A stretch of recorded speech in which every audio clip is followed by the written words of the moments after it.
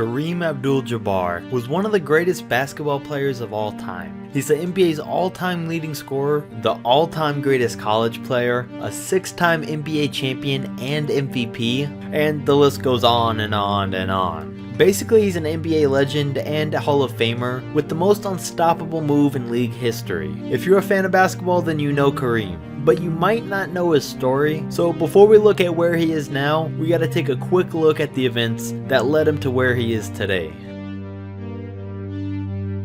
Kareem, born Lou Alcindor, was an only child born in New York.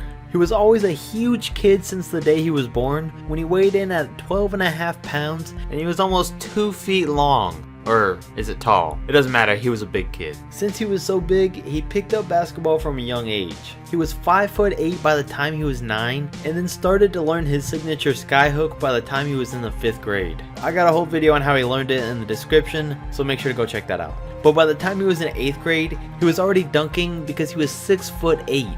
And because of his height, he was always a dominant player. In high school, he led his team to 3 straight New York City Catholic championships, had a 71-game win streak at one point, and finished with a 72-9 record in his 4 years there. And then in his 3 years on the varsity team at UCLA, he led them to an 88-2 record. The only 2 losses happened when in one game Kareem was still recovering from an eye injury, and then the other when USC held the ball the entire game since there was no shot clock.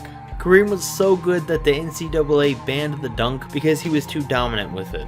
Jabbar would be named the National College Player of the Year every year he played on the varsity team and led them to 3 straight championships. After graduating, he was offered $1 million by the Harlem Globetrotters to play for them, but instead, thankfully, Kareem was taken first overall in the 1969 NBA draft by the Milwaukee Bucks. And then in his rookie season, he averaged 28 points and 14 rebounds a game, obviously the Rookie of the Year. But that's enough of the man's career. To wrap it up, he'd become an NBA legend by dominating the league, averaging nearly 25 points a game for his 20-year career, winning 6 MVPs and championships, and making the NBA All-Star team 19 times. It's also important to note that through his career, Kareem was always short with reporters, and he was always a very tough guy for the media to interview, mainly because he felt they were always trying to get stuff out of him and twist his words around. But he officially retired in 1989, so where is he now?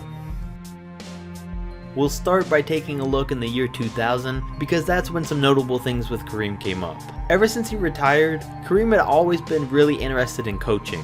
But the word around the basketball community was that since he was so hard on the press in his playing days and such an introverted guy, teams have always been hesitant to offer him any coaching job. That, combined with the fact that Jabbar wanted to take a few years off of basketball, it took him until February of 2000 to get his first real coaching position when he was hired by the Clippers to be an assistant coach. One of his main jobs was to coach Michael Olowokandi and turn him into a great center, but Kareem said he was uncoachable. And then Kareem was released just 3 months later because he was told the team wanted to move in another direction. He then had a small run as a Supersonics assistant coach, and then in 2000 got his first head coaching job as the coach of the Oklahoma Storm of the United States Basketball League. He helped them win the championship that year, but he left in the offseason to pursue other interests, which was to become a head coach for Columbia University, but he didn't get that job, so instead he became a scout for the Knicks in 2004. He'd do that until the next year, when he became a special assistant for the Lakers and Phil Jackson to work with their centers, and more specifically, the newly drafted Andrew Bynum. And word was he actually played a huge part in developing Bynum. But he would do that through the next several years, and then in 2008, ESPN named him the greatest college player of all time. But then in 2009, Kareem announced that he was suffering from a form of leukemia that was a cancer of the blood and bone marrow. He's managed the condition now by taking medicine and seeing a doctor every month. And thankfully, he said he didn't think it would stop him from living a normal life, and it hasn't. And ever since being diagnosed, Kareem's done a huge amount of work with raising awareness for cancer research. In 2011, Kareem spoke about how he felt he had been disrespected by the Lakers for giving him a pay cut in 2009 when he was their centers coach, and for not giving him a statue in his honor while Magic Johnson and Jerry West already had their own. But soon after that, he was happy again when the Lakers responded by presenting him with his own statue the next year in 2012.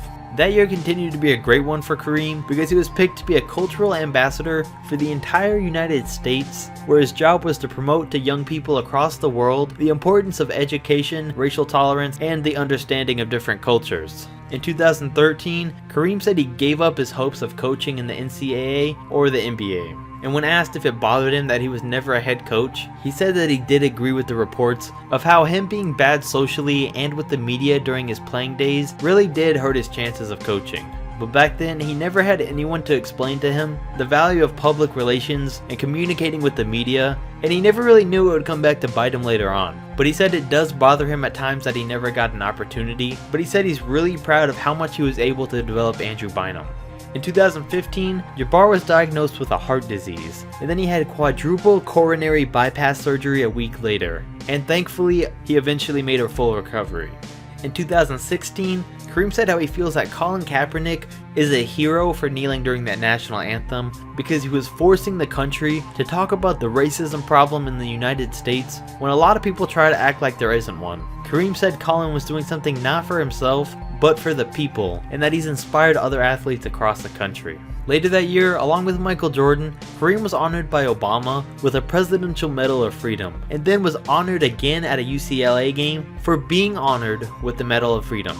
But today, Kareem Abdul Jabaar is about to be 71 years old. He still attends Lakers games, participates with the NBA, stays really involved with politics, and being a writer, a family man, and staying as healthy as possible. So this has been an inside look to where one of the greatest centers of all time has been as of today. So if you enjoyed this video, definitely comment who you want to see where they are now next, like, subscribe, and I'll catch you next video.